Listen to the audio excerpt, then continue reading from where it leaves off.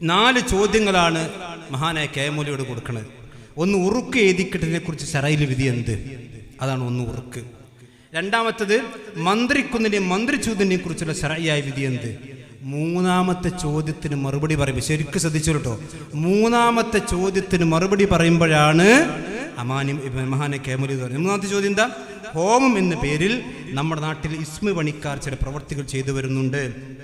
സിഹിറിനെ ബാത്തിലാക്കുവാനും രോഗശമനത്തിനും പിശാച് ബാധ ഒഴിവാക്കാനും ആകുന്നു അവർ ഈ പണി എടുത്തു വരുന്നത്.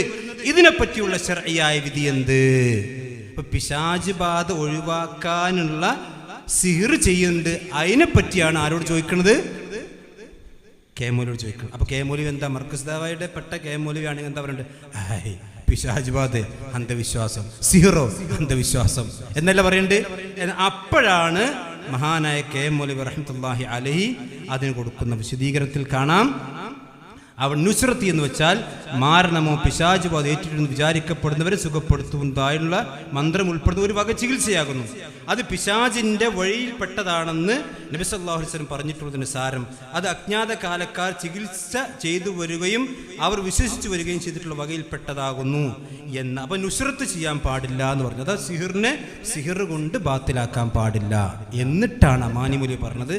എന്നാൽ ഖുർആനിൻ്റെ ആയത്തുകൾ, അള്ളാഹുവിൻ്റെ നാമങ്ങൾ, ഗുണങ്ങൾ, നബി സല്ലല്ലാഹു അലൈഹി വസല്ലം ലഭിച്ചിട്ടുള്ള പ്രാർത്ഥനകൾ എന്നിവ കൊണ്ട് മേൽപ്പറഞ്ഞ അവസരങ്ങൾ സിഹിർ ബാധയോ പിശാച് ബാധയോ ഉണ്ടായാൽ ആ അവസരങ്ങളിൽ മാരണമോ പിശാച് ബാധ ഏറ്റിട്ടുണ്ടെന്ന് വിചാരിക്കപ്പെടുന്ന അവസ്ഥയിൽ, അപ്പം പിന്നെ മൻസൂറിൻ്റെ വിശദീകരണം വിചാരിക്കപ്പെടുന്നുള്ളൂ, അങ്ങനെ ഉണ്ടായിക്കൊള്ളുന്നില്ല.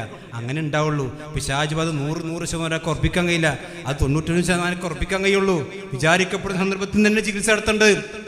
മനസ്സിലായില്ലേ? വിചാരിക്കപ്പെടുന്ന അവസരങ്ങളിൽ ചികിത്സ നടത്തുന്നത് കൊണ്ട് ദോഷമില്ല. അപ്പൊ പിശാചിന്റെ ബാധയെ സിഹിർ കൊണ്ട് ബാത്തിലാക്കാൻ പറ്റുമോ എന്ന് ചോദിച്ചപ്പോഴാണ് അമാനിമൗലവി ഇത് പറഞ്ഞിട്ടുള്ളത്. അതല്ലാതെ മന്ത്രത്തെ പറ്റി ചോദിച്ച ചോദ്യത്തിനല്ല. അതിന് വേറെ ഇവിടെ 4ാമത്തെ മറുപടി എന്ന് പറഞ്ഞിട്ട് വേറെ പറയുന്നുണ്ട്. അപ്പൊ അതും ഇത് നിങ്ങൾ ഒരിക്കലും കൂട്ടിക്കെട്ടരുത്. അപ്പൊ ഇത് നിങ്ങൾ ദുർവ്യാഖ്യാനിച്ചതാണ് എന്നാണ് ആ വിഷയത്തിൽ പറയാനുള്ളത്.